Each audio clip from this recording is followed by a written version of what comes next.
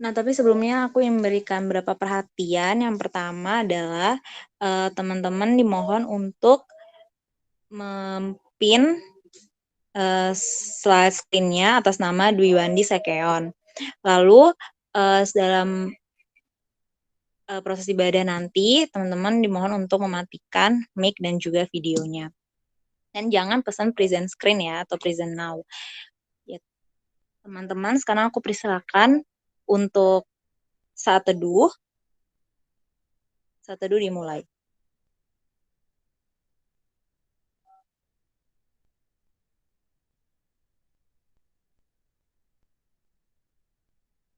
Saat teduh selesai. Shalom teman-teman. Ya, bagaimana perjalanan kisah para rasul? Perjalanan kisah para rasul adalah kisahnya Roh Kudus yang kita temukan dari perjalanan para rasul. Dalam pelayanan kita, juga pasti kita memiliki tantangan, pergumulan, ujian yang sesuai dengan kemampuan kita masing-masing. Teman-teman, aku sebentar akan mengajak kita untuk menyanyikan lagu Tuhan Yesus Setia untuk sambil mengucap syukur atas segala hal yang boleh Tuhan berikan kepada kita, bahkan dalam setiap kejatuhan kita, dalam setiap fase kehidupan kita, Tuhan selalu setia dan Tuhan selalu menyatakan dirinya dalam setiap situasi. Ya, teman-teman, mari kita nyanyikan lagu Tuhan Yesus Setia.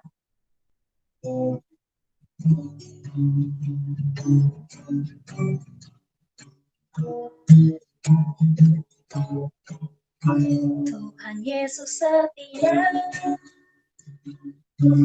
Dia sahabat kita dalam segala susahku, selalu menghiburku.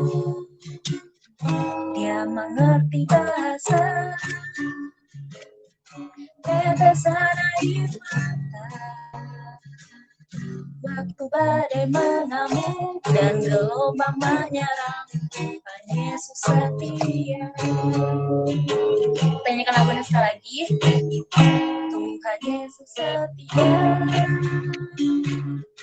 Dia sahabat kita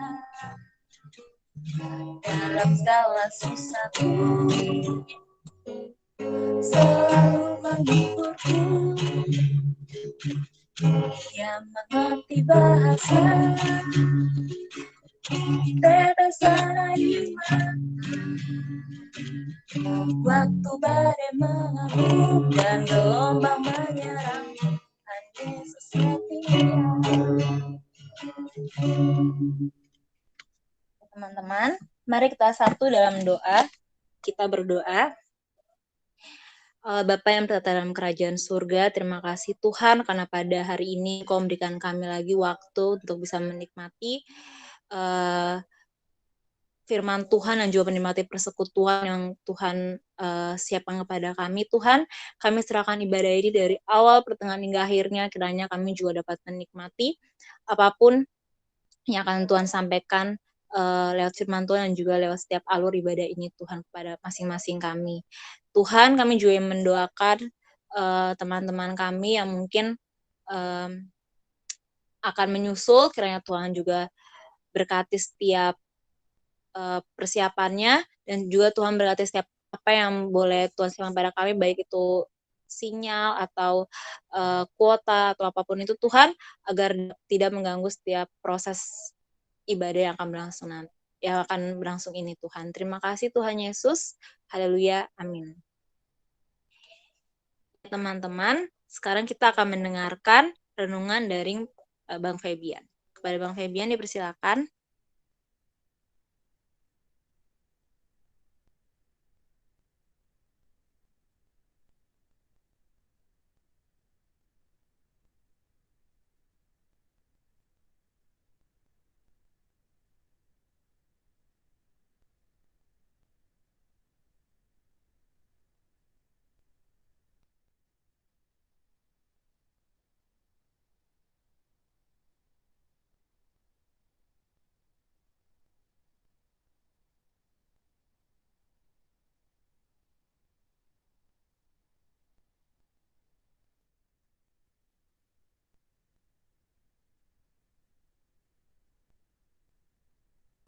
Halo?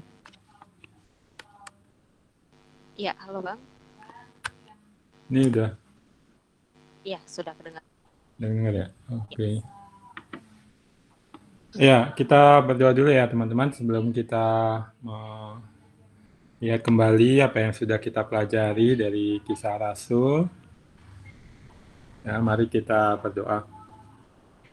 Ya Bapak, kami bersyukur untuk kesempatan yang Kau berikan pada kami sore hari ini bisa kembali bersekutu dan sebentar lagi akan sejenak mereview apa yang sudah kami pelajari dari kitab Kisah Para Rasul selama kami Bible Study.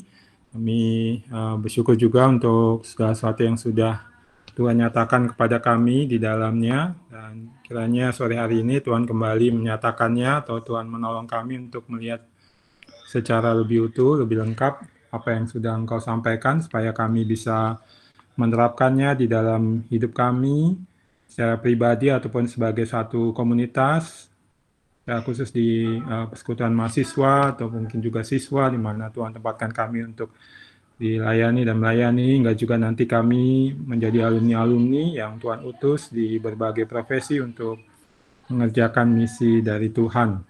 Mohon kiranya Roh Kudus-Mu menerangi hati dan pikiran kami, mengajar kami akan kebenaran firman-Mu, supaya kami bisa memahami kebenaran-kebenaran-Mu, kebenaran firman-Mu, dan melakukannya seturut dengan kehendak-Mu ya Tuhan.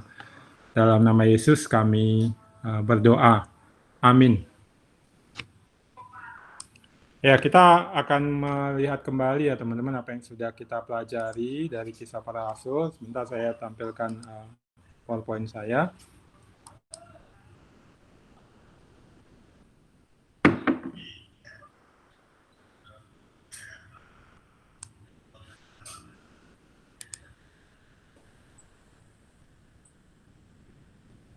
Ya, sudah terlihat ya. Oke, saya sore hari ini hendak mengajak teman-teman untuk coba melihat kembali ya kisah para rasul yang sudah kita pelajari, melihat apa yang sebenarnya secara keseluruhan Tuhan sampaikan kepada kita.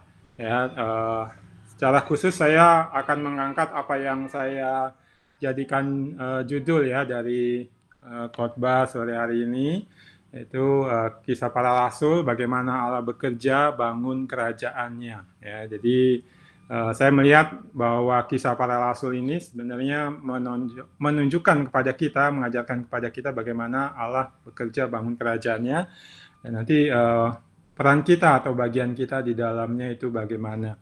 Ya, teman-teman, sebenarnya ada beberapa hal lain juga ya yang termasuk hal utama yang disampaikan atau poin-poin utama selain ini, tapi karena keterbatasan waktu saya fokus ke ini saja. Kita melihat atau kita melihat kembali ya bagaimana sebenarnya Allah bekerja bangun kerajaannya.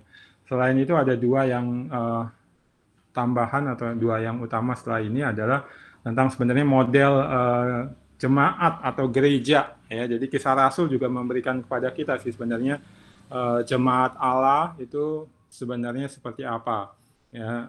Jadi nanti bagaimana kita berjemaat ya, baik saya pikir sih ya di persekutuan juga bisa, selain memang di gereja ya.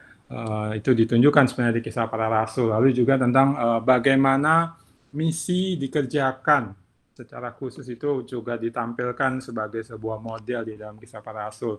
Ya, saya pikir nanti teman-teman bisa coba lihat kembali apa yang sudah dipelajari itu dan dicoba merangkumnya ya, atau mungkin di lain waktu kalau ada kesempatan kita pelajari bersama.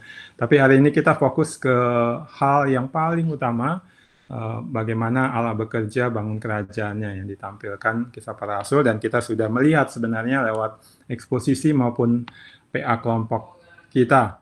Ya, oke, saya akan mulai ya. Saya mau mulai dari ya ini, tampilkan gambar ini ya teman-teman. Ya, ada restoran ya namanya itu Stick Jobs. Ya, udah pernah makan di sini? Ini adanya di Korea ya, di Busan, Korea ya. Jadi ada restoran steak ya namanya itu Steve Jobs ya, plesetan dari Steve Jobs ya. Steve Jobs teman-teman pasti tahu ya. Dia udah meninggal sih ya. Nah, ini restoran namanya demikian ya.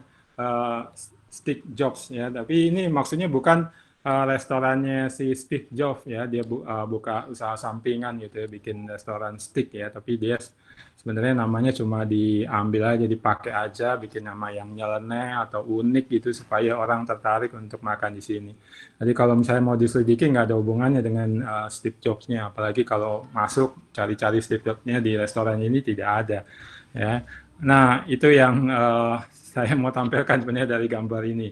Dan poinnya adalah sebuah nama itu bisa saja misleading ya dalam bahasa Inggrisnya itu. Jadi bisa mungkin memberi kita pemahaman yang salah atau kurang memahami jadinya sebenarnya apa yang ada di dalamnya atau apa yang terkandung di dalamnya. Ya, nah ini sebenarnya juga dengan kisah para rasul teman-teman atau kitab yang sudah kita pelajari ini ya. Ya ini kalau bahasa Indonesia kan kisah para rasul ya. Terjemahan LAI dinamakan demikian ya. Kalau dalam terjemahan Inggris itu The Acts of the Apostles. Ya, nah ini sebenarnya ya bisa misleading juga sebenarnya teman-teman. Sehingga kita mungkin nanti dalam mempelajarinya atau memahaminya jadinya salah melihat, salah memandang. Atau mungkin kalau ya PA kan PA dengan sudut pandang yang salah ya. Nah, jadi kita mesti melihat kembali atau meninjau kembali, dan saya mengajak meninjau atau melihatnya dari ya pertanyaan yang saya tulis itu. Ini sebenarnya kisah siapa sih? Ya, atau whose acts. Jadi acts itu kan tindakan ya atau perbuatan atau aksi dari para rasul ya. Jadi sebenarnya siapa yang diceritakan di sini atau siapa yang bertindak atau beraksi? Apakah memang para rasul? Ya, nah ini sebenarnya dari apa yang sudah kita pelajari bersama di eksposisi di PA-PA, sebenarnya harusnya sudah bisa kita lihat ya. Dan kalau mau dilihat ya sebenarnya seperti judul yang saya angkat itu, yaitu tentang sebenarnya kisah Rasul itu adalah kisah Allah yang membangun kerajaannya, ya, atau ya Allah yang beraksi ya, membangun kerajaannya. Ya, ini bisa kita ketahui kalau kita mau dalami atau kita lihat kembali lah apa yang kita sudah pelajari bersama ya teman-teman. Ya, itu kita coba lihat kisah siapa atau whose acts ini ya kan, dari yang kita sudah pelajari menurut saya sih sedikit banyak seharusnya kita ya teman-teman yang mengikuti juga ini bisa mendapatkan 4 jawaban ya. Yang pertama ya siapanya itu ya rasul-rasul. Jadi ini kisah rasul-rasul atau ini aksi atau tindakan rasul-rasul atau apostel ya. Nah, tapi ya mungkin teman-teman juga sudah perhatikan ya selama Bible study dari kisah rasul ini sekian lama, kebanyakan dari rasul-rasul itu tidak muncul. Ya, yang muncul itu paling Yakobus ya, lalu Yohanes, Petrus, kemudian nanti ada Rasul Paulus yang sebenarnya dia nggak termasuk dari 12 muridnya Yesus ya, lalu kemudian menjadi 11 rasul, nanti ada ditambahin satu lagi itu ya, dia tidak termasuk di situ ya. Nah, ini kita lihat ada sih memang nanti muncul Yakobus ya, tapi kalau teman-teman sudah ingat apa yang kita pelajari bersama, Yakobus itu sudah dipancung pada bagian awal kitab kisah para rasul ini ya. Nah, jadi habis itu dia udah nggak muncul lagi ya. Lalu ada Yohanes dan Petrus, di mana Yohanes itu cuma jadi pendampingnya Petrus. Maksudnya ya dia pergi bareng sama Petrus ya, nanti dari kayak utusan dari rasul-rasul di Yerusalem maksud saya, pergi ya ke beberapa tempat ya. Tapi dia cuma pendamping, yang ngambil peran utama yang banyak ngomong atau beraksi itu Petrus. Petrus yang dapat ruang lebih banyak ya.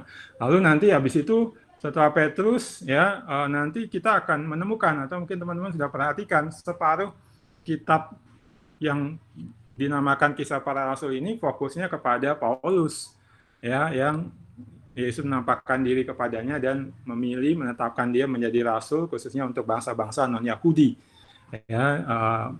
Paulus ini ya seperti saya bilang tadi bukan bagian dari 12 murid ya, ataupun 11 rasul yang nanti ditambah satu rasul lagi pengganti Yudas yaitu Matias ya. Paulus nggak masuk di situ, dia baru ditambahkan Tuhan kemudian ya. Nah, jadi demikian teman-teman, kalau mau disimpulkan sebenarnya kitab ini ya dia nggak banyak memunculkan atau tidak menunjukkan aksi atau peran para rasul dalam membangun kerajaan Allah. Ya. Cuma sebagian saja dari rasul, dan fokus utamanya atau yang paling banyak itu adalah Rasul Paulus. Ya. Jadi sebenarnya dari sini kita sudah bisa simpulkan, ya, dan saya pikir teman-teman sudah bisa lihat tuh dari apa yang kita pelajari bersama ya dalam rangkaian Bible Study kita, kitab yang namanya Kisah Para Rasul ini tidak hanya tentang kisah para rasul, tapi tentang siapa? Ya, ini yang akan kita lihat kemudian ya. Nah, jawaban yang kedua kalau ditanya ini kisah siapa atau who's X ini ya, yang kedua muncul ya adalah Yesus ya. Dan ini sebenarnya dari awal teman-teman, yaitu teman-teman bisa lihat di slide saya tampilkan ya, kitab yang namanya Kisah Para Rasul ini sebenarnya dibuka dengan tulisan Lukas ya, dia menyapa penerimanya itu Theophilus ya, seperti yang terlihat di situ ya. Hai Theophilus, dalam bukuku yang pertama aku menulis tentang segala sesuatu yang dikerjakan dan diajarkan Yesus ya. Perhatikan itu. Jadi dia nggak bilang, oh dulu aku udah ceritakan tentang Yesus dan murid-muridnya, dan sekarang nih aku mau tampilkan apa yang dikerjakan dan diajarkan oleh murid-muridnya Yesus ketika mereka sudah diangkat dan diutus sebagai rasul. Enggak, tapi dia bilang, aku dalam buku yang pertama udah nulisin tuh tentang Yesus, apa yang dia kerjakan dan diajarkan. Nah, ketika dia membuka dengan ini, jadi kita sebenarnya sudah langsung bisa mengerti atau menarik kesimpulan teman-teman bahwa kitab ini sebenarnya ditulis oleh Lukas yaitu untuk menunjukkan apa yang kemudian Yesus kerjakan dan ajarkan sebagai lanjutannya. Ini bukunya yang kedua. Di buku pertama dia ceritakan tentang Yesus, apa yang Yesus ajarkan dan kerjakan. Nah, sekarang dia ceritakan lagi tentang apa yang Yesus kerjakan dan ajarkan ya. Nah, jadi kalau mau dikasih nama dengan merevisi atau membuat lebih tepat, misalnya ya Kisah Para Rasul bisa dikasih nama Kisah Yesus Berlanjut gitu ya, atau Acts of Jesus Continue gitu ya, atau Acts of Jesus Part 2, mungkin bisa kurang lebih demikian ya. Dan kita bisa lihat teman-teman, nama Yesus itu disebutkan 40 kali dalam 13 pasal pertama. Ya, nah, jadi Yesus itu jadi subjek pemberitaan rasul-rasul, dan dalam namanya penyembuhan dilakukan ya. Bisa lihat langsung kita udah pelajari ya, dari Pentakosta setelah Roh Kudus turun ya, Rasul Petrus langsung khotbah dia. Dan inti khotbahnya tentang apa ya? Tentang Yesus. Dia beritakan nama Yesus. Dia bilang Yesus yang sudah kalian bunuh itu ya itulah Mesias. Ya, itu yang dikhotbahkan Petrus. Dan nanti misalnya kita lihat juga ketika dia datang ke Bait Allah, ada pengemis, ya, dia bilang, aku nggak punya emas dan perak, tapi apa yang kupunya, apa yang ada padaku, kuberikan padamu dalam nama Yesus. Jadi dia beritakan Yesus dengan menyembuhkan orang itu. Ya, itu yang saya tulis juga di slide itu ya. Dalam nama Yesus penyembuhan dilakukan. Ya, jadi kisah para rasul itu sebenarnya kisahnya Yesus Kristus yang Lukas sengaja menceritakan apa yang kemudian dia kerjakan dan ajarkan sebagai kelanjutannya. Ya, lalu yang ketiga, teman-teman, kita akan melihat yaitu Roh Kudus. Ya, nah ini Roh Kudus, teman-teman, itu pribadi yang paling menonjol dalam kitab ini. Ya, dia yang paling banyak sebenarnya kisahnya ditampilkan atau yang ditampilkan aksi-aksinya. Ya, itu kita bisa lihat misalnya kalau kita mau pakai hitungan ya 40 kali teman-teman dalam 13 pasal pertama ya dari kitab yang dinamakan Kisah Para Rasul ini itu disebutkan Roh Kudus ya. Dan kemudian nanti kalau kita mau hitung lebih lanjut lagi ya sampai seluruh kitab itu ada 70 kali disebutkan tentang Roh Kudus hadir atau bekerja atau menyatakan firman-Nya, menyatakan pimpinannya. Ya, jadi kitab Kisah Para Rasul ini kalau mau direvisi namanya sebenarnya ya yang cocok misalnya itu yang saya tulis di Acts of Holy Spirit atau Kisah Roh Kudus. Ya, dan kita bisa lihat ditampilkan ya bagaimana dia sangat menonjol ya pribadi Allah ini, yaitu dia berdayakan 120 murid untuk jadi saksi di hari Pentakosta ya kan, mereka lagi ngumpul berdoa, terus kemudian ada api turun ya dengan angin sertai, dan itu ya Roh Kudus turun, mereka bisa bersaksi ya dengan berbagai macam bahasa. Mereka tadinya nggak tahu bahasa itu, tapi kemudian mereka bisa menggunakan bahasa-bahasa itu untuk bersaksi. Petrus yang terutama tampil berkhotbah. Lalu berulang kali disebutkan dia memenuhi orang-orang yang menjadi percaya ketika para rasul beritakan tentang Kristus. Ya, lalu juga teman-teman mungkin sudah melihat kalau mengikuti Bible study kita secara rutin ya kemarin, ada banyak keputusan besar itu dibuat karena pimpinan Roh Kudus ya, misalnya keputusan Petrus untuk datang ke rumah Cornelius ya, ataupun sidang di Yerusalem, dan banyak lagi nanti Paulus juga dalam perjalanan-perjalanannya ke daerah-daerah yang dia menginjili itu juga Roh Kudus memimpin. Petrus buat Paulus maksud saya buat keputusan-keputusan karena Roh Kudus yang memimpin. Ya, lalu kita juga bisa lihat hal-hal yang bahkan secara khusus atau luar biasa Roh Kudus bekerja, misalnya waktu di rumah Cornelius ya, Petrus lagi khotbah, Roh Kudus menginterupsi ya, dia turun atas setiap yang hadir gitu. Jadi Petrus itu nggak sempat untuk selesaikan khotbahnya untuk beritakan tentang Kristus, tapi Roh Kudus sudah langsung turun di atas setiap orang yang hadir di rumah Cornelius ya, mereka orang-orang non Yahudi ya. Habis itu ya udah Petrus nggak perlu khotbah lagi karena mereka sudah di dalamnya sudah Roh Kudus sudah tinggal di dalam mereka, sudah turun atas mereka ya, berarti mereka sudah percaya gitu. Ya, lalu kita bisa lihat juga ya, tadi yang saya singgung sedikit memimpin Paulus dalam perjalanan-perjalanan, misalnya Roh Kudus itu mencegah orang percaya masuk ke Asia dan Bitinia, jadi rombongan misi atau rombongan pemberitaan Injil, dan diarahkan ke Troas misalnya. Lalu ya Roh Kudus juga hadirkan dinamika pergerakan misi yang kian meluas ya, misalnya kita lihat Filipus ya, dia lagi ada di sebuah kota, Roh Kudus kemudian pimpin dia untuk pergi ke jalan di padang gurun, nanti ketemu dengan sida-sida Ethiopia. Ya, di situ diberitakan Injil kepada sida-sida Ethiopia itu. Sida-sida Ethiopia itu pergi pulang ke negerinya setelah dibaptis. Ya, di negerinya itu ya, kalau di Kisah Rasul sih nggak ada ya, tapi kalau belajar dari literatur banyak penulis yang mencatat bahwa pemberitaan Injil atau pembangunan kerajaan Allah di Ethiopia itu dirintis oleh sida-sida Ethiopia itu. Jadi jelas memang peran Roh Kudus yang membuat adanya dinamika pergerakan misi yang kian meluas. Ya, jadi ya kalau kita adalah persekutuan yang mengerjakan misi Kristus, ya, ataupun kita secara pribadi mengerjakan misi Kristus, dan selanjutnya sekarang maupun selanjutnya maksud saya ya jelas kita butuh pimpinan Roh Kudus ini. Ya, nah itu pribadi yang ketiga yang kisahnya atau tindakannya ditampilkan, dan sebenarnya ini yang paling banyak ya, tapi bukan hanya ini, tapi ada satu lagi teman-teman ya, yaitu Allah ya, God ya. Dan ya jelas kalau tadi sudah ada Yesus Kristus, lalu ada Roh Kudus yang paling menonjol ya, God di sini ya jelas merefer kepada Allah Bapa. Nah teman-teman, kalau sebagai perbandingan ya, tadi saya sudah sebutkan Roh Kudus itu disebutkan 40 kali dalam 13 pasal pertama ya. Nah tapi ini God atau Allah Bapa ini disebutkan 100 kali, jadi sebenarnya lebih banyak ya ditampilkan namanya atau disebutkan ya. Nah, sehingga kalau kita bisa simpulkan apa yang kita lihat ya, Roh Kudus itu fokus pada Yesus, maksudnya pekerjaan Roh Kudus itu membuat orang akhirnya bisa mengenal Yesus. Nah, Yesus itu memimpin kita kembali kepada Allah Bapa, atau bisa melihat, mengenal Allah Bapa. Itu yang terjadi pada jemaat-jemaat yang mendengar berita tentang Kristus.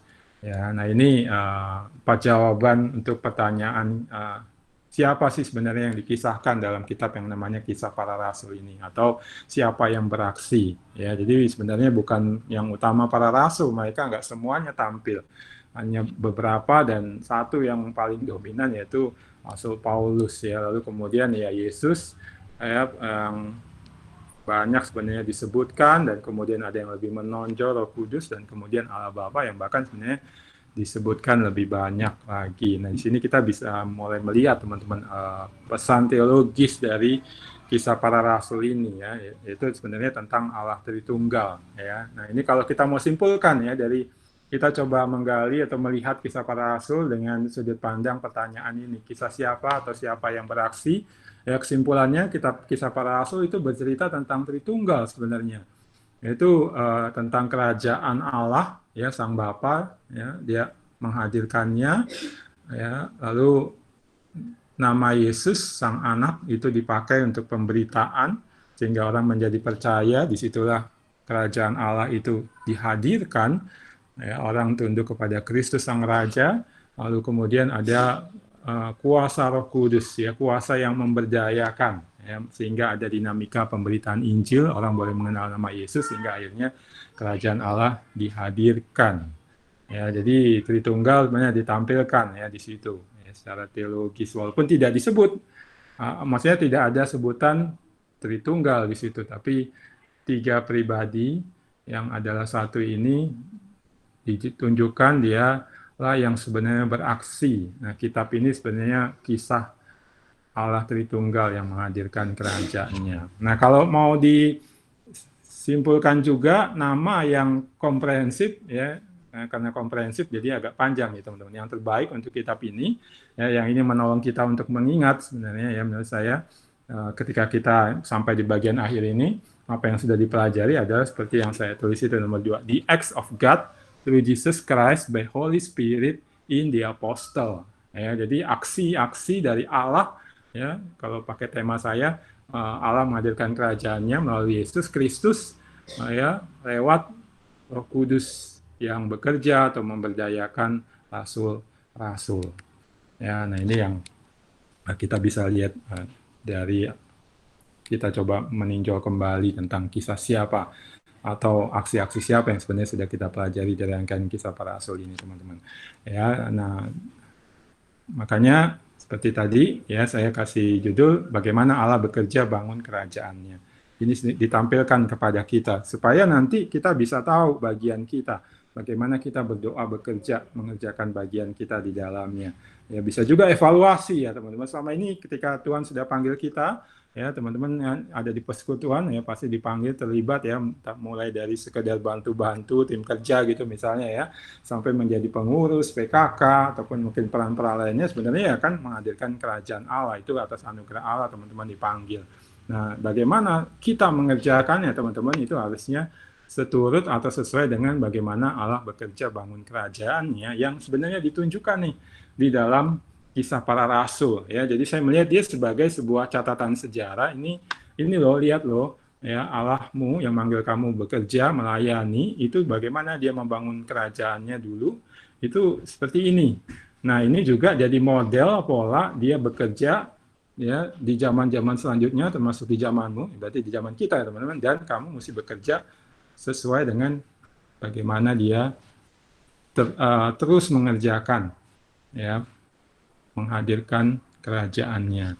Ya, nah ini saya mengajak teman-teman untuk meninjau kembali lebih dalam, ya, apa yang sudah kita dapat, dan ya, saya sih bersyukur, ya, ketika dapat bagian ini. Sebenarnya bagian-bagian yang saya bawakan, eksposisi-eksposisi yang saya bawakan itu merupakan bagian-bagian yang dengan kuat menunjukkan hal ini, ya, bagaimana Allah bekerja bangun kerajaannya. Nah, saya melihatnya yang pertama seperti di slide ini teman-teman, ya, bahwa Allah itu bekerja sebagai the unstoppable God, ya. Jadi Allah yang nggak bisa dihentikan dalam pekerjaannya membangun kerajaannya, ya, yang dia bekerja tanpa bisa terhentikan sehingga firman-Nya itu terus tersebar tanpa dapat dihentikan.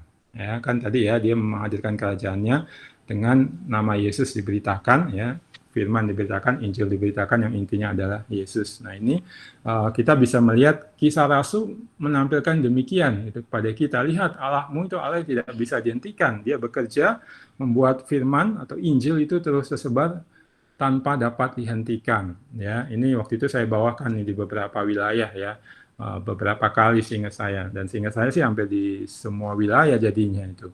Walaupun di perikopnya beda-beda, tapi ini selalu saya ulang dulu sebagai dasar, ya. Jadi kalau kita mau lihat teman-teman, ya, saya pikir teman-teman juga sudah lihat ketika kita pelajari bersama, ya, kisah para rasul itu merupakan sebuah trilogi, ya, kalau dilihat dari strukturnya, trilogi tentang bagaimana the word of God continue to spread, ya. Jadi bagaimana firman Allah terus tersebar, ya. Karena bagian kisah para rasul kalau mau dibagi secara besar itu ada 3 bagian, ya, itu yang di slide saya cantumkan, ya. Bagian pertama, ya, itu sampai kisah para rasul pasal 6 ayat 7, ya. Di situ di ayat 7-nya dibilang dan firman Allah terus tersebar. Ya, lalu bagian yang kedua setelah itu sampai ke pasal 12 ayat 24, ya di ayat 24-nya itu juga ditulis sama, yaitu dan firman Allah terus tersebar. Lalu nanti terus lanjut lagi bagian yang ketiga ya sampai 19:20, dan ini terus sebenarnya itu ada ditulis juga firman Allah terus tersebar. Ya, dan kita sudah sampai ke bagian akhir, kita bisa lihat teman-teman. Ada yang coba menghentikan penyebaran firman Allah. Yang pertama orang-orang Yahudi dan itu dipimpin atau terutama yang paling menonjol adalah para pemimpin agamanya. Ya, imam-imam, terutama imam besarnya, mereka coba menghentikan Petrus, Yohanes, lalu juga yang lain ya. Tapi mereka nggak bisa menghentikan, sampai dipenjarakan Petrus, Yohanes, tetap aja Injil bisa terus diberitakan. Lalu yang kedua yang kita bisa lihat juga adalah orang-orang non-Yahudi, ya, terutama para pemimpin Romawi ataupun raja-raja boneka di Israel, ya, yang diangkat oleh penguasa Romawi sebagai bawahan mereka untuk memantau Yerusalem, ya, atau Israel secara keseluruhan. Mereka coba memenjarakan juga rasul-rasul, ya.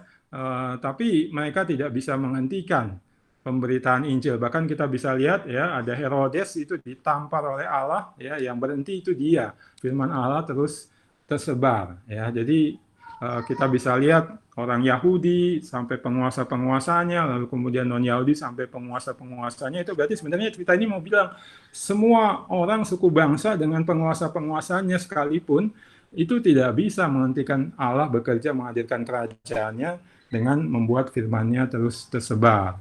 Itu unstoppable, ya. Ini ditampilkan di dalam kisah para rasul, ya. Nah, jadi di sini langsung saja teman-teman dari poin pertama ini ya saya mengajak untuk menarik atau melihat kembali, ya, sebenarnya juga sudah ditarik ya waktu kita belajar kemarin, ya, sebagai pribadi, ya, dan persekutuan kita buat aplikasi, ya, terkait ini bahwa Allah itu unstoppable God, dia bekerja menghadirkan kerajaannya. Nah, berarti kita bagaimana? Nah, itu seperti gambar yang saya tampilkan, ya, dalam kita melayani atau mengerjakan misi Allah, itu kita mesti depending on God and trusting on God, ya, atau ministry kita, pelayanan kita itu jadi ministry yang bergantung dan percaya penuh kepada Allah, karena sudah dinyatakan nih, Allahmu itu Allah yang unstoppable. Ya, teman-teman, saya mungkin nggak tahu pasti gitu ya apa yang teman-teman hadapi dalam pelayanan di kampus atau mungkin di pelayanan siswa sekarang ini, atau mungkin kalau terlibat juga di tempat pelayanan lain sekarang ini, ataupun nanti di waktu-waktu ke depan mungkin ada juga yang coba menghambat, coba menghentikan pemberitaan Injil atau ya pelayanan lewat pelayanan-pelayanan yang teman-teman kerjakan. Nah, kita diminta untuk sekarang ataupun ke depan terus, ya, sebagai pribadi atau sebagai satu persekutuan itu terus mengerjakan pelayanan kita dengan percaya bahwa Allah kita itu Allah yang unstoppable, ya, Allah yang kita bisa percaya, bisa bergantung penuh kepada Dia karena Dia unstoppable. Maka pelayanan kita yang kalau memang benar-benar dikarenakan oleh Dia sudah memanggil kita dan kita mau benar-benar mengerjakan misinya, maka pelayanan kita itu juga sebenarnya pada akhirnya akan menjadi pelayanan yang unstoppable. Ya, saya sudah cukup lama gitu ya di pelayanan mahasiswa, ya, sampai kemudian menjadi staff, ya, di staff saya sudah sekarang jalan 18 tahun, ya. Saya bisa melihat bagaimana ya pekerjaan Allah untuk menghadirkan kerajaannya, khususnya pemuridan di kampus-kampus itu unstoppable. Ya, bahkan sampai buahnya, ada alumni-alumni menjadi garam dan terang, itu unstoppable. Dan Yesus terus disaksikan lewat mahasiswa-mahasiswa bagaimana mengerjakan studi, pelayanan di kampus, ataupun alumni-alumni yang bekerja. Ya, Kristus terus disaksikan oleh mereka. Ya, dan itu karena ya ada orang-orang yang dalam mengerjakan pelayanan itu benar-benar percaya dan bergantung kepada Allah. Ya, mungkin bisa saja Allah izinkan ada yang tampaknya sedang berusaha menyetop, bahkan bisa mungkin sekian lama menyetop gitu ya. Kayak sekarang termasuk ya misalnya pandemi, ya, ini dari alam, ya. Tadi saya lupa menyebutkan, ditunjukkan juga di kisah para rasul, ya. Waktu itu terakhir saya eksposisi itu. Jadi topan badai di danau, di lautan ketika Paulus menuju Roma, ya, itu juga nggak bisa menghentikan. Ya, jadi kayak pandemi ini yang kayaknya menghentikan, membuat kita repot, mesti banyak putar otak untuk menjalankan pelayanan, sebenarnya nggak bisa menghentikan. Ya, nanti suatu ketika ya jika Allah berkenan dia yang dihentikan, ataupun kalau dia nggak berhenti, ya, entah berapa lama Tuhan izinkan pandemi ini ada, ya Injil akan terus tersebar karena Allah yang bekerja menghadirkannya. Ya, adalah Allah unstoppable God. Firman-Nya adalah firman yang unstoppable. Juga mungkin pemerintah, penguasa pihak kampus ya, atau orang tua ya yang coba mungkin melarang, udah cukuplah kamu nggak usah melayani, atau ya udah sekian melayani cukup berhenti ya. Itu mereka juga nggak akan bisa menghentikan kerajaan Allah dihadirkan lewat pelayanan yang benar-benar bergantung kepada Dia, meyakini bahwa Dia adalah unstoppable God. Ya, nah jadi ini saya pikir aplikasinya ya yang harusnya kita ambil. Tentunya nanti ya tergantung situasi kondisi yang Tuhan izinkan hadir ya atau dialami oleh kita masing-masing pribadi atau persekutuan, nanti bentuknya bisa berbeda. Tapi ya intinya adalah ini ya, trusting and depending on God ya, itu pelayanan kita harus pelayanan yang demikian karena sudah ditunjukkan Allahmu itu unstoppable God ya. Nah, lalu yang kedua, teman-teman, bagaimana Allah bekerja bangun kerajaannya, ini juga sudah saya sebutkan beberapa kali ya dalam eksposisi saya di beberapa wilayah, yaitu unstoppable God itu, ya dia menggunakan, ya saya gunakan istilah itu ya, the instrument of the unstoppable God. Jadi ya Allah menggunakan alat, ya, dan alatnya itu karena ada di tangan the unstoppable God, maka juga menjadi alat-alat yang sebenarnya tidak bisa dihentikan pekerjaannya. Ya, tentunya kalau memang menyerahkan diri untuk berada atau dipakai oleh Allah ya, menjadi alatnya Allah yang tidak bisa dihentikan dalam memberitakan firman-Nya, menghadirkan kerajaannya itu ya. Nah, ini kita sudah lihat teman-teman ya, bagaimana kita semua itu sebenarnya adalah instrumen di tangan Allah ya. Cuma ditunjukkan teman-teman, kita nggak langsung gitu akan menjadi alat yang unstoppable, ya. Tapi dituntut sikap dan tindakan kita supaya kita menjadi alat yang unstoppable, ya. Itu Allah menuntut supaya kita bisa jadi alat yang efektif di di tangannya itu bagaimana. Nah itu ditunjukkan lewat bagaimana para rasul, ya, ataupun juga yang non rasul, ya, dipakai oleh Allah sehingga menjadi instrumennya yang tidak bisa dihentikan dalam menyampaikan firman, menyampaikan tentang Kristus. Ya, nah sikap-sikap seperti apa? Nah ini yang saya ajak teman-teman untuk lihat kembali. Ya, yang pertama teman-teman yaitu menerima dan menjadikan misi Allah sebagai fokus hidup. Ya, ini sudah dibukakan di awal nih. Ya, kalau teman-teman mungkin ikutnya di pertengahan Bible study kita atau di bagian udah menjelang-jelang akhir nih. Jangan sampai lewat hal ini, ambil waktu, lihat, baca, pelajari, atau mungkin tanya tuh sama kakak-kakak staff atau apa mungkin pengurus PMKJ atau temanmu yang ikut dari awal ya. Nah kalau ikut dari awal ya, ini ditunjukkan demikian instrumen itu, yaitu para rasul ataupun yang non rasul ya, murid-murid yang lainnya itu mereka menerima dan jadikan misi Allah sebagai fokus hidup mereka karena Yesus meminta demikian. Ya, itu saya tampilkan itu yang di gambar sebelah kiri ya. Itu waktu Tuhan Yesus menampakkan diri mengajar rasul-rasul ya, murid-muridnya ya, itu mereka tanya kepada Tuhan Yesus, Tuhan, kapan waktunya Engkau akan memulihkan kembali kerajaan Israel? Ya, jadi mereka punya satu kayak proyek atau hal yang mereka ingin segera terwujud, yaitu kerajaan Israel itu dipulihkan lagi kayak dulu, mungkin kayak zamannya Salomo di dalam Kisah Perjanjian Lama, itu yang mereka inginkan. Jadi fokusnya kepada diri mereka dan kepada bangsa mereka. Tapi jawaban Yesus apa? Nah itu yang digambar yang sebelahnya teman-teman, ayat 7 dan 8-nya, kalau tadi ayat 6-nya kan ya, Yesus bilang, it is not for you to know. Jadi bukan urusanmu untuk tahu ya kapan waktunya, ya itu otoritasnya Allah, itu kuasanya Allah ya. Tapi Yesus bilang, but you shall receive power and you shall be witnesses to me to the end of the world. Jadi intinya sih saya melihat Tuhan Yesus bilang, ya urusanmu atau fokusmu itu harusnya adalah ya ini, jadi saksiku dari Yerusalem ya, kemudian Samaria, Yudea, Samaria, terus sampai ke ujung bumi ya. Nah itu Yesus bilang ini harusnya jadi fokusmu, dan kemudian mereka menerimanya teman-teman. Kenapa? Habis itu mereka nggak lagi mikirin kapan ya kerajaan Israel dipulihkan kembali, hidup kita kayak pada zaman Salomo, itu nggak lagi. Tapi mereka cuma melakukan bagian mereka menjadi saksinya Kristus terus sampai akhirnya ada yang sampai di ujung bumi waktu itu, yaitu yang kita sudah pelajari kemarin ya, pasal 28, yaitu Paulus. Nah teman-teman, mari lihat apakah kamu sudah menjadikan misi Allah sudah menerima ya pertama dan kemudian menjadikannya sebagai fokus hidupmu, atau ya tidak menerima, atau mungkin menerima ya, tapi itu cuma salah satu aja dari hal-hal yang kamu kerjakan dalam hidupmu. Jadi ya ada tentang misalnya menghadirkan murid atau menghasilkan murid ya, itu satu hal. Lalu nanti mengejar prestasi, mengejar jabatan, atau yang kemudian ada lagi menyenangkan hati orang tua dan lain-lain, itu ada bareng. Dan kemudian nanti kamu ganti-ganti aja fokusnya ke salah satu ya. Nah, itu nggak bisa demikian, teman-teman. Supaya kamu jadi the instrument of the unstoppable God, seperti yang tampak di Kisah Para Rasul, itu kamu mesti terima. Itu jadi misimu, misi Allah itu, dan itu fokus hidupmu. Ya, semuanya harus diletakkan di bawah misi Allah ini.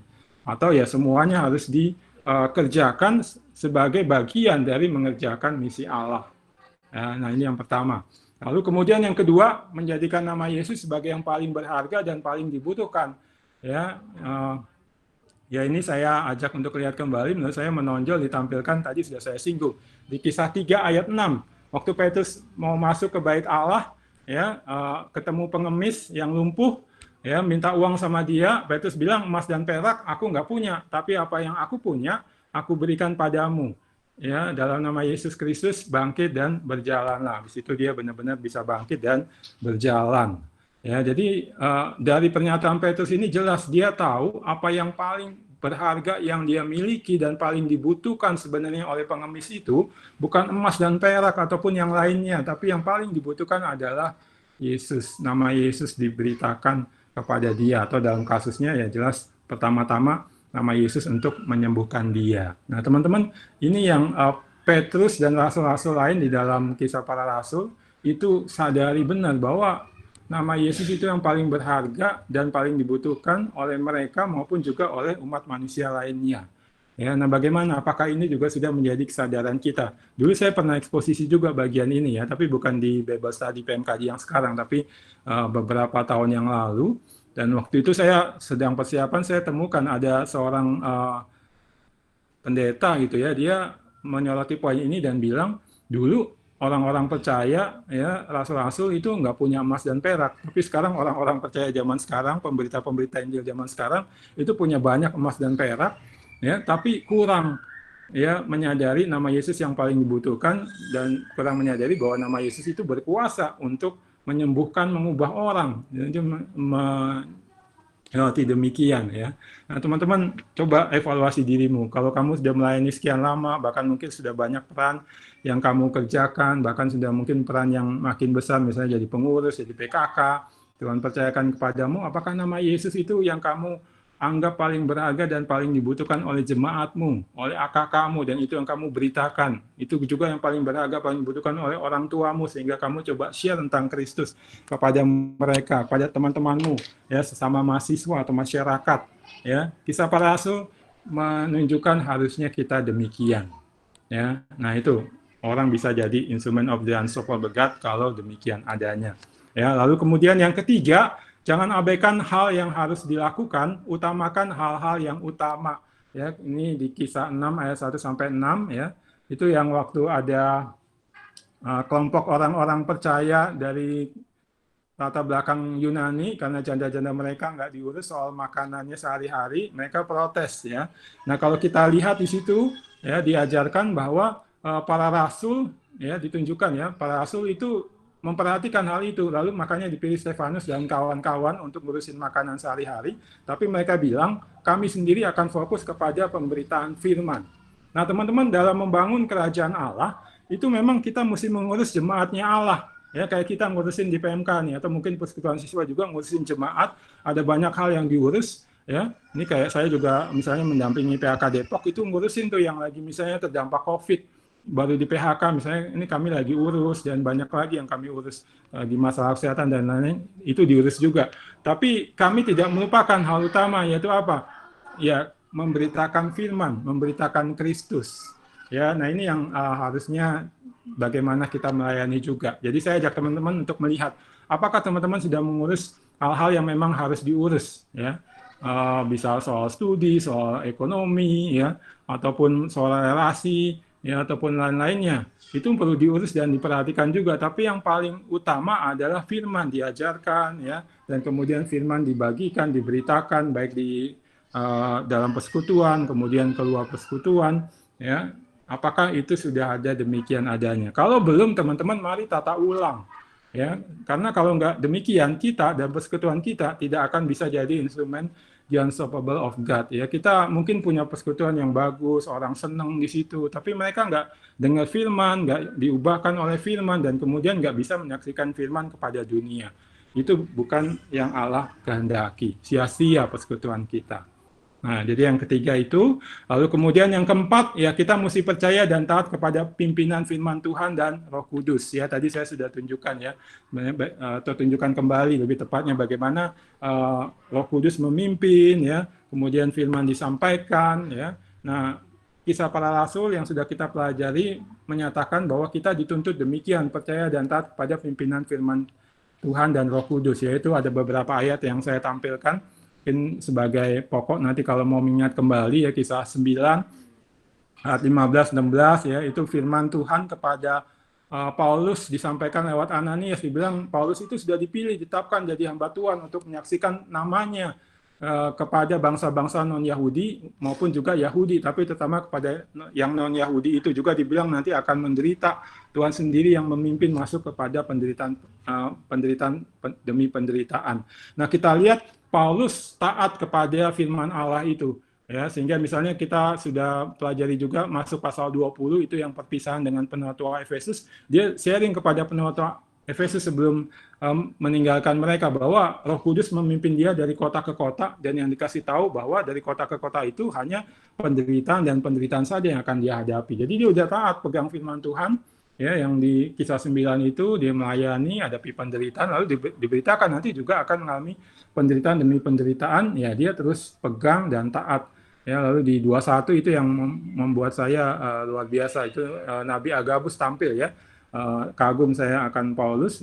Nabi Agabus bilang nanti, ya, orang yang ikat pinggangnya kuambil dan kuikatkan pada tangannya akan menderita di Yerusalem. Nah, teman-teman setim pelayanannya Paulus, jemaat yang ada di sana, udah bilang, Paulus nggak usahlah ke Yerusalem, tapi Paulus bilang, enggak, aku akan pergi. Bahkan kalau harus mati di sana, aku akan tetap pergi. Kenapa? Karena firman Tuhan yang sudah menyatakan sebelumnya di pasal 20, dan kita bisa tarik bahkan sampai ke pasal 9. Nah, teman-teman, apakah kamu sudah percaya dan taat kepada firman Tuhan dan pimpinan Roh Kudus? Ya, mungkin bisa seperti gambar yang saya tampilkan di pojok kanan bawah itu. Coba lihat, ya, adakah satu firman yang kamu pegang atau jadi dasar kamu studi, kamu pelayanan, misalnya satu aja, ya, itu bisa jadi salah satu alat untuk koreksi, ya. Nah, teman-teman, Kisah Para Rasul menyatakan demikian. Kita mesti percaya dan taat pada firman Tuhan dan Roh Kudus. Makanya Paulus bisa sampai ke Roma karena dia taat kepada firman yang sudah disampaikan waktu Yesus manggil dia menjadi rasul di pasal 9 itu. Dia taat sampai ada penderitaan juga dia taat. Ya, lalu yang kelima, teman-teman, ya, ini secara khusus saya lihat spesifikasi dari yang nomor 4 tadi, ya, yaitu kita mesti terbuka dan taat terhadap jalan-jalan Allah yang tak terselami. Nah, ini saya nikmati benar karena saya eksposisi waktu itu, ya. Coba pelajari secara lebih utuh dan melihat, teman-teman, bahwa Tuhan memimpin Paulus itu lewat jalan, ya, kalimat saya gitu, tak terselami, nggak terpikirkan oleh Paulus, ya. Mungkin teman-teman masih ingat, kalau lupa coba pelajari lagi. Kan Paulus dapat ini, ya, visi, ya, mimpi itu gambar yang di sebelah kiri, ya. Dia mesti di Troas, dia mesti nyebrang ke Makedonia. Dia melihat dalam mimpinya itu ada seorang pria panggil dia, ayo nyebranglah kemari. Lalu dia nyebrang ke Makedonia, kemudian pimpinan Tuhan sampailah dia ke Filipi. Tapi begitu sampai di Filipi, dipimpin kepada siapa? Bukan seorang pria, teman-teman, tapi seorang perempuan, Lydia, yang pedagang kain ungu itu. Habis itu dia kerjakan lagi pelayanan terus di Filipi itu, dipimpin Tuhan kemana? Itu yang di sebelahnya gambar Lydia itu. Ketemu perempuan yang dirasuki roh tenung. Ya, jadi ketemu perempuan lagi, dan bahkan dirasuki oleh roh tenung. Baru habis itu Tuhan memimpin dia, lewat dia disalahkan karena dia mengusir roh tenung dari perempuan itu, dia sesah, kemudian dipenjara, lalu malam-malam waktu dia berdoa dan kemudian nyanyi, ya, ada gempa bumi, itu kayak gambar yang saya tampilkan, berarti Paulus hampir mati gitu. Lalu kemudian baru nanti akhirnya kepala penjara atau sipir penjara itu bertobat, Ya, jadi kalau saya melihatnya, baru dia ketemu laki-laki dalam mimpi atau visinya itu. Orang yang kepadanya dia harus beritakan Injil, ya, sehingga menjadi percaya, ya, itu baru di ujung itu setelah lewat jalan yang dia nggak ngerti gitu. Awalnya ketemu Lydia, kemudian perempuan yang ada roh tenung itu, lalu mesti masuk penjara, ada gempa bumi, dia bisa saja mati di penjara itu ketiban reruntuhan, baru akhirnya ketemu sipir penjara, dia bisa beritakan Kristus, sipir itu dan keluarganya menjadi percaya. Nah teman-teman, Allah memimpin kita juga seringkali melewati jalan-jalan yang seperti ini. Kita nggak tahu gitu. Untuk nginjilin satu orang atau untuk membuat anak kelompok kecil kita bertumbuh, jalannya bisa berliku-liku. Ya, tapi apakah kita terbuka dan taat terhadap pimpinan Allah? Nah, Kisah Rasul menyatakan harusnya kamu jadi demikian supaya bisa jadi instrumen di tangan Allah yang tidak bisa terhentikan ini. Ya, itu yang kelima. Lalu kemudian yang keenam, teman-teman, ya, Kisah Rasul banyak menunjukkan bahwa instrumen dari Unstoppable God itu harus percaya serta nikmati providensi Allah. Ya, ini misalnya Kisah Rasul 21 itu yang mungkin teman-teman masih ingat ya, kalau ikut Paulus mau ditangkap, mau dibunuh oleh orang suatu kota Yerusalem karena difitnah bahwa dia membawa orang non-Yahudi masuk ke bait Allah. Ya, tapi kita bisa lihat langsung datang tentara Romawi, ya, karena mereka punya markas di samping bait Allah itu dan ada jalan semacam jembatan yang sudah mereka bangun untuk masuk ke sana. Nah, jadi saya melihat itu providensia Allah, ya, kepada Paulus gitu. Ada tentara Romawi menjaga, menyelamatkan dia.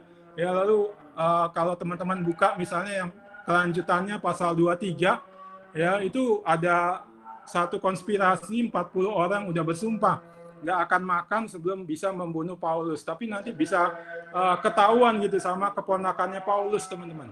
Berarti kan Allah sudah menempatkan kemenakannya Paulus, ya, dan juga bahkan ya Allah sudah memberikan anugerah saudaranya Paulus bisa melahirkan anak itu yang kemenakan, yang kemudian tahu rencana mau membunuh dia itu bentuk providensia Allah. Lalu nanti yang paling luar biasa lagi itu yang ayat 12 sampai 25 di pasal 23, ya, ada tentara Romawi yang mengerahkan ratusan pasukan, ya, pasukan berkuda, pasukan pelempar lembing untuk menjaga Paulus, membawa Paulus ke Kaisarea dengan selamat sehingga tidak bisa dibunuh oleh komplotan yang mau membunuh dia. Dan itu providensia Allah juga. Dan yang paling luar biasa sebenarnya seperti di Kisah 23, teman-teman. Waktu itu Paulus lagi di penjara itu oleh pasukan Romawi, sebenarnya kan dilindungi ya dari orang Yahudi yang mau membunuh dia, tapi yang nggak enak juga di penjara.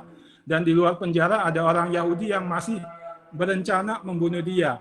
Tapi di pasal 23 ayat 11 itu ditulis, Tuhan berdiri di samping Paulus dan kemudian berbicara, jangan takut, ya, karena engkau sudah menjadi saksi bagiku di Yerusalem ini, maka kamu juga akan menjadi saksiku sampai ke Roma. Ya, itu Allah janjikan. Nah, yang luar biasanya apa, teman-teman? Kalau saya perhatikan itu dibilang Tuhan, ya, yang unstoppable itu, Allah pencipta segala sesuatu itu sampai hadir secara langsung, secara pribadi di sampingnya Paulus untuk memberikan penguatan bagi Paulus, memberikan jaminan bahwa pasti Paulus akan sampai ke Roma untuk menjadi saksinya di sana. Ya, yang waktu nanti setelah itu Paulus di laut ada topan badai itu kan juga demikian ya, teman-teman.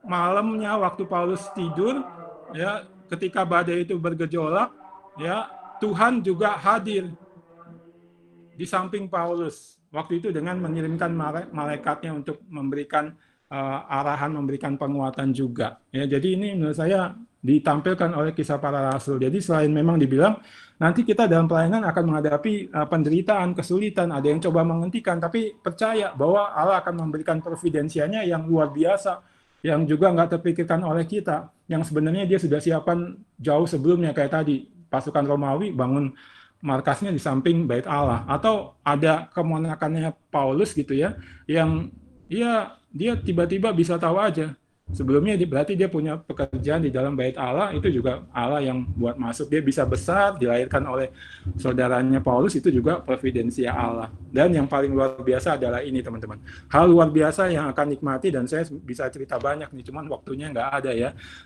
Allah bisa secara pribadi hadir, menguatkan kita, memberikan janji, dan kemudian menguatkan kita untuk terus maju sesuai dengan rencananya. Saya banyak alami itu.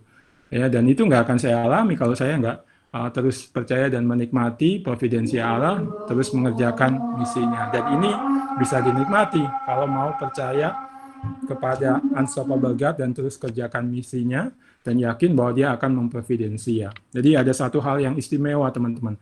Kalau kamu jadi alat di tangan Allah, yaitu nikmati providensia Allah ini. Dan terakhir teman-teman, yang ketujuh, ya, nah ini kita lihat dari mulai awal bahkan sampai bagian akhir teman-teman, dari kitab Kisah Para Rasul, yaitu instrument of the unstoppable God itu harus setia sampai ke ujung bumi. Saya pakai istilah itu aja, kan Yesus bilang kamu akan jadi saksiku sampai ke ujung bumi yang Tuhan, ya. Jadi kita mesti setia sampai ke ujung bumi yang Tuhan tetapkan bagi kita, dan nikmati nanti apresiasinya, ya. Kita sudah belajar minggu lalu, Paulus sampai tuh ke Roma, sampai ke ujung bumi yang Tuhan tetapkan untuk dia capai. Tapi kita lihat juga ada Stefanus yang sampai ke ujung bumi, tapi buminya yaitu di Yerusalem. Dia di situ dilempari batu sampai mati, teman-teman. Ya, saya melihat demikian. Bagi kita, ujung buminya itu bisa beda-beda. Ya, bisa misalnya setahun pelayanan kita di kepengurusan atau di kepanitiaan, ya, atau mungkin pelayanan di gereja, atau nanti kalau kita jadi alumni, dipekerjakan sekian waktu di satu kantor, atau dipercayakan nanti jadi saksi Kristus, kita pegang proyek untuk satu jangka waktu. Nah, itulah ujung bumi kita, yaitu kita sampai ke akhir masa kepengurusan, atau sampai ke akhir masa kerja kita, atau sampai akhir proyek yang Tuhan percayakan kepada kita. Kita mesti setia sampai situ.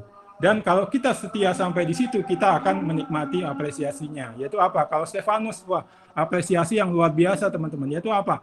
Ya, teman-teman bisa ingat atau lihat kembali di 55 dan 56 itu, Stefanus waktu dilempari batu itu dia melihat ke langit dan dia lihat di situ Yesus berdiri di samping kanan Allah Bapa. Ya, biasanya kan dibilang Yesus duduk ya. Nah, dia berdiri, Yesus berdiri itu maksudnya apa? Ya, Yesus memberikan penghormatan kepada Stefanus, menyambut Stefanus yang mati. Ya, dilempari batu itu. Itu apresiasi yang luar biasa. Nah, kalau Paulus apresiasinya apa? Ya, kalau saya sih melihat teman-teman apresiasinya yaitu ya dia boleh menjadi penggenapan alat Allah sampai ke ujung bumi yaitu Roma, dan beritakan firman di sana tanpa terhambat, ya, yang 30:31 itu dibilang sampai 2 tahun lamanya, ya. Nah, ini teman-teman yang ditunjukkan Kisah Para Rasul bahwa kita diminta untuk setia sampai ke ujung bumi yang telah Tuhan tetapkan. Sudahkah teman-teman setia misalnya? Ya, hanya dengan setia teman-teman nanti kamu akan menikmati apresiasi dari Tuhan, ya. Nah, itu teman-teman yang kita bisa lihat. Jadi bagaimana Allah menghadirkan kerajaannya sudah ditunjukkan pada kita dalam Kisah Para Rasul. Yaitu pertama, ya dia bekerja sebagai unstoppable God yang tidak bisa dihentikan oleh siapapun atau oleh apapun. Firman terus disebarkan, diberitakan firman-Nya. Dan kedua, dia pakai instrumen, ya, yang akan menjadi juga unstoppable, yaitu kita-kita ini. Ya, tapi kita diminta punya sikap atau tindakan seperti yang sudah kita pelajari bersama yang 7 hal ini. Nah, ini teman-teman yang saya bisa bagikan, waktunya sudah habis katanya. Ya, jadi mari kita terapkan hal ini dalam setiap hal yang Tuhan percayakan sebagai misi yang harus kita kerjakan. Ya, satu kerinduan saya teman-teman, ya, entah kita mungkin nanti ketemu secara langsung ya, bertatap muka, atau mungkin masih secara online mungkin. Ya, atau dalam kesempatan-kesempatan lain ya selain PMKJ kita bisa saling cerita gitu bahwa kita sudah setia sampai ke ujung bumi ini. Ya, paling tidak nanti ya sama-sama ketemu di surga kan. Di situ nanti kita bisa cerita bagaimana kita sudah setia sampai ke ujung bumi yang Tuhan tetapkan bagi kita, dan akhirnya juga kita saling share bagaimana kita menikmati apresiasi dari Tuhan. Ya, entah adanya buah-buah pelayanan ataupun ya Tuhan sendiri secara langsung mengapresiasi kita. Mari kita berdoa. Ya Tuhan, terima kasih untuk kesempatan kami bisa kembali meninjau apa yang telah Engkau bukakan kepada kami lewat pasal demi pasal di Kisah Rasul. melalui eksposisi ataupun PA yang kami dengar atau kami lakukan bersama-sama. Dan kalau kami melihat secara khusus ya Tuhan, yang paling utama ditunjukkan lewat kitab ini, bagaimana Engkau Allah, bahkan ditampilkan 3 pribadi, Tritunggal, menghadirkan kerajaan di tengah bumi ini, dan tidak bisa terhentikan, karena Engkau adalah Allah yang memang berkuasa, rencanamu pasti terjadi, dan kalau Engkau berencana, firman-Mu terus tersebar, didengar orang dan diresponi, nama Yesus boleh didengar, kemudian dipercaya dan juga diberitakan kembali. Itu karena Engkau adalah Allah yang Maha Kuasa yang tidak bisa dihentikan. Kiranya kami bisa percaya ya Tuhan, bahwa misi yang Tuhan percayakan kepada kami saat ini di persekutuan siswa, persekutuan mahasiswa, atau ke depan kami sebagai alumni-alumni, baik dalam pekerjaan ataupun mungkin juga ada persekutuan alumni Tuhan tempatkan, atau gereja, masyarakat, di situ kami juga mengerjakan misi yang Tuhan berikan. Kami bisa meyakini bahwa misi itu akan terus berjalan, tidak ada yang bisa menghentikan siapapun atau apapun, karena Engkau adalah Allah yang unstoppable. Firman-Mu yang hendak kami sampaikan, kami beritakan, nama Yesus yang hendak kami beritakan, tidak bisa dihentikan. Selama kami memang benar-benar mau mengerjakan misi-Mu. Dan ditunjukkan, Engkau Allah yang unstoppable, bekerja lewat instrumen yang unstoppable, karena punya sikap-sikap ataupun kelakuan, tindakan dalam mengerjakan misi yang sudah kami pelajari bersama.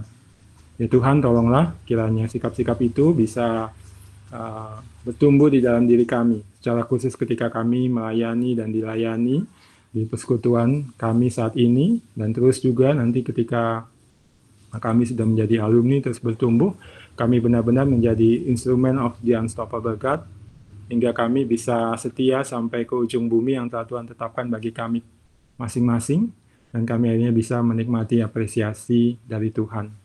Tapi yang terpenting dari itu semua, nama Yesus bisa terus diberitakan, disebarkan, banyak orang mendengarnya, banyak orang percaya dan juga tunduk dan melayani Kristus. Terima kasih ya Tuhan, kiranya setiap firman yang sudah Engkau sampaikan bisa terus tertanam di hati kami dan masukkan buah untuk pelayanan kami. Dalam nama Yesus kami bersyukur dan berdoa. Amin. Ya, saya serahkan ke MC. Iya, terima kasih Bang Febian untuk lainnya. Teman-teman, sekarang kita akan mendengarkan sharing kampus dari Lydia. Lalu nanti akan doa syafaat yang dipimpin oleh Kak Joses. Dipersilakan.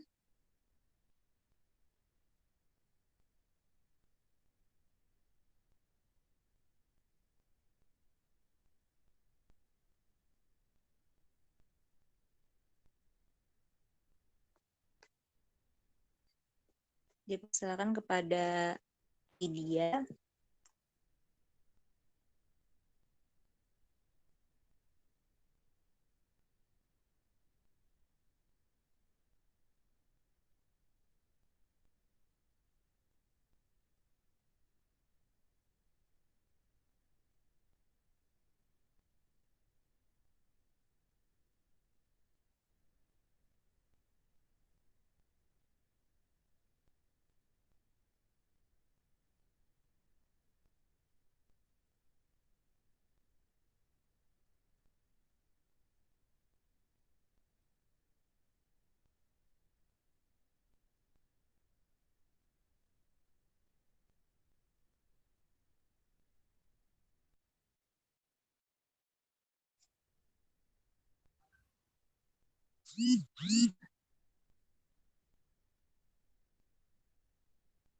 Ya,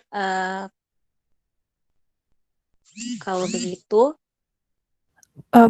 untuk oh ya, untuk sharing kampus dari PMK Hang Jebat, yang mau kami sharingkan adalah untuk berdoa untuk kelancaran persiapan maupun pelaksanaan PA untuk bahan pembinaan CPKK maupun PIPA.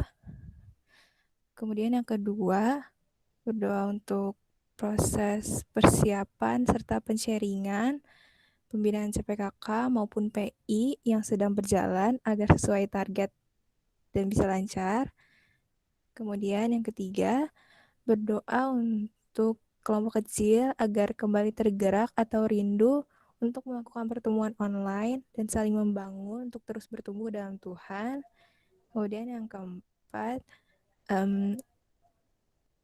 untuk jemaat PMK kembali aktif, maksudnya sekalipun karena lagi libur jadi tidak ada persekutuan Jumat kayak gitu. Terima kasih. Sekarang kita akan doa syafaat yang akan dipimpin oleh Kak Joses.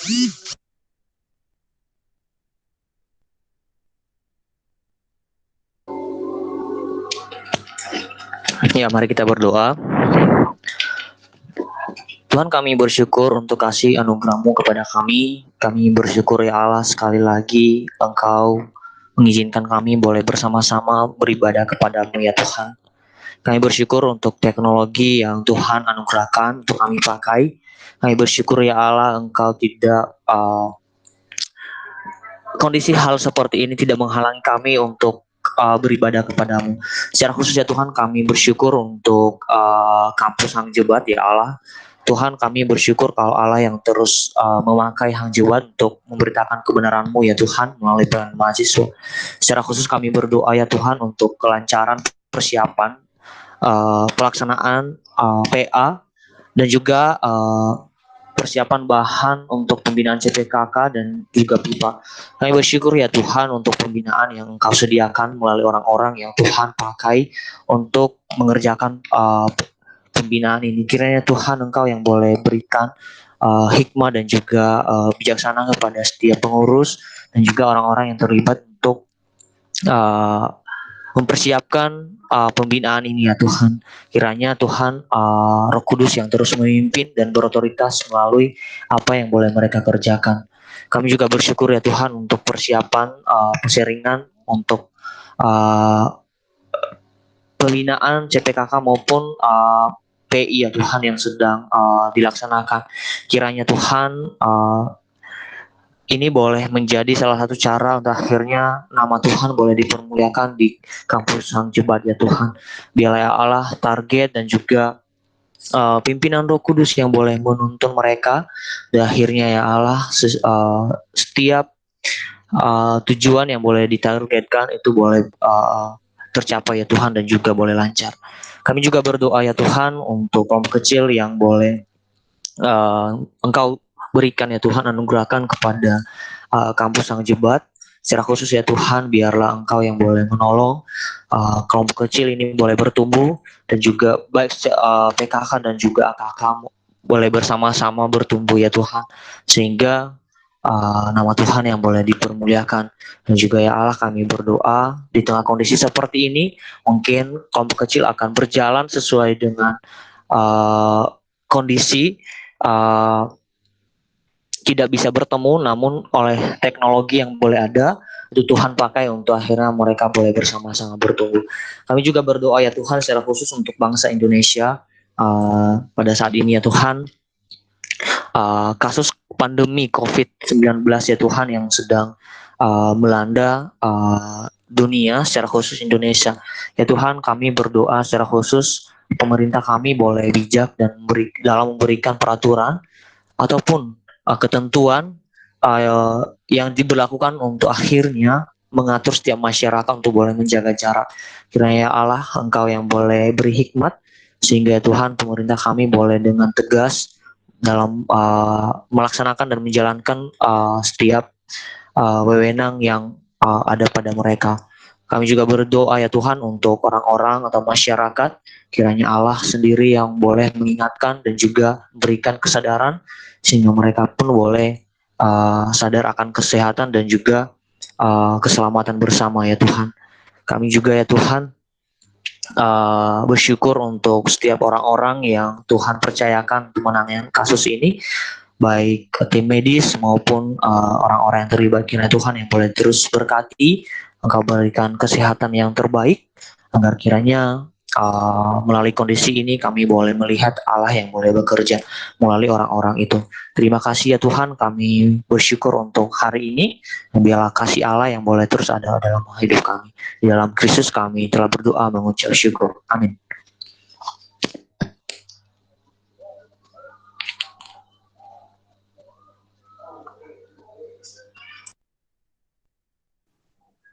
Shalom semua, aku mau membacakan warta ibadah kita hari ini. Yang pertama itu ada pembicara yaitu Bang Febian, pemimpin ibadah kita, MC kita ada Eze dari FKUKI, sharing kampus tadi ada Elisa dari Hang Jebat, dan siapa ada SPO Exodus. Untuk pelayanannya, mari kita ucapkan terima kasih.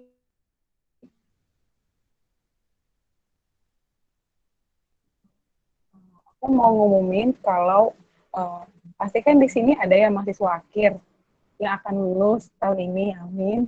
Nah, aku mau ngumumin nih, ada acara namanya Konferensi Pengutusan Mahasiswa 2020, tanggal 20 sampai 23 Agustus. Dengan pembicaranya kita bisa lihat ada Bang Alex, Bang Yoki, Bang Daniel Ginting, Bang Denny Roisa lagi, sama Bang Jehian. Bagi yang ingin ikut KPM di 2020 ini, boleh mendaftar ke koordinator pengurus PMKJ wilayah masing-masing atau mendaftar ke itu ada WhatsApp-nya, nanti akan dikirimin nomornya ke Bang Randi dan kontribusinya sekitar 20.000. Jadi jangan lupa untuk hadir KPM mahasiswa 2020 ya semuanya. Nah, di hari Sabtu ini kita ada acara dengan tema Grace for the Burnout. Itu pembicaranya Bang Senjaya jam 6 sampai setengah 8, tanggal 25 Juli. Jangan lupa hadir ya. Dan ada lagi ibadah dengan tema New Normal, New Student, New PMB. Wow. Konsultasi dan doa persiapan PMB 2020. Jangan lupa hadir juga tanggal 30 Juli 2020 jam 5 dan sampai jam 6.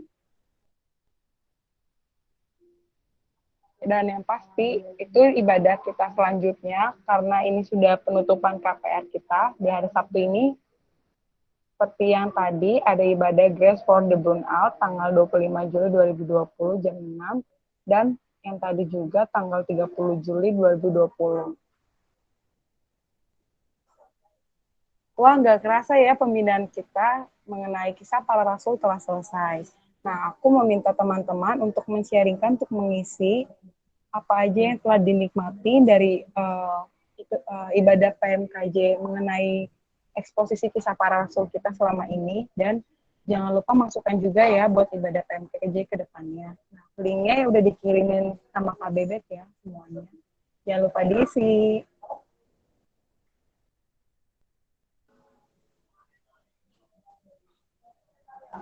Nah, ini adalah rekaman ibadah PMKJ buat minggu ini dan minggu sebelumnya. Dan ada juga materi pembinaan CPKK dan PKK, bahan diskusi online, dan setiap minggu akan ada playlist online PMKJ ya.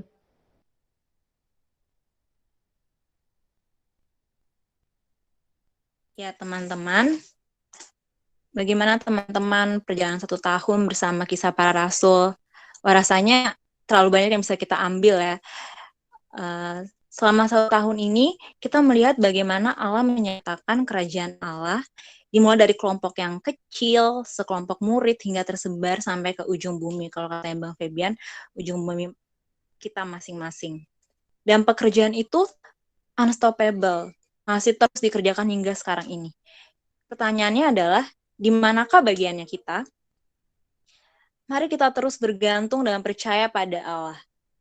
Ya, tapi harus diakui itu memang hal yang sulit, teman-teman. Tapi mari kita terus ingat bahwa rencana Tuhan tidak bisa gagal. Dan Dia setia untuk memelihara kita dalam providensi Allah. Seperti lirik lagu Trust His Heart. Teman-teman, mari kita nyanyikan lagu Trust His Heart. All things work for our good. Though sometimes we don't see how they could. Struggles that breaks our hearts in two. Sometimes blind us to the truth. Our Father knows what's best for us. His ways are not our own. So when your pathway grows dim and you just don't see Him, remember you're never alone. God is too wise to be mistaken. God is too good to be unkind. So when you don't understand, when you don't see His plan, when you can't trust His hand, trust His heart. Bait yang kedua, we see the present clearly, but He sees the first and the last. And like a tapestry, He's weaving you and me to someday be just like Him. God is too wise to be mistaken. God is too good to be unkind. So when you don't understand, when you don't see His plan, when you can't trust His hand, trust His heart. Teman-teman, mari kita satu dalam doa, kita berdoa. Terima kasih Tuhan, terima kasih karena Engkau begitu mengasihi kami. Terima kasih karena Tuhan juga telah memberikan kami, Engkau telah percaya kepada kami untuk melakukan pekerjaan-Mu, misi besar-Mu Tuhan, dengan kami yang penuh resiko untuk gagal Tuhan. Terima kasih Tuhan Yesus atas segala penyertaan yang Tuhan berikan pada kami. Kiranya apa yang boleh kami nikmati hari ini dari setiap alur ibadahnya, terkhususnya dengan firman Tuhan yang boleh dibawakan oleh Bang Febian, dapat kami aplikasikan dalam kehidupan kami sehari-hari, terkhususnya dalam pelayanan kami Tuhan di tempat di mana Engkau panggil. Terima kasih Tuhan Yesus. Kami akan melanjutkan seluruh aktivitas kami lagi selanjutnya dalam tangan-Mu Tuhan. Kiranya kami dapat terus peka dengan apa yang Tuhan sampaikan kepada kami. Terima kasih Tuhan Yesus. Kami telah berdoa dan mengucap syukur. Amin. Ya teman-teman, ibadah kita sudah selesai. Teman-teman bersama untuk saat teduh.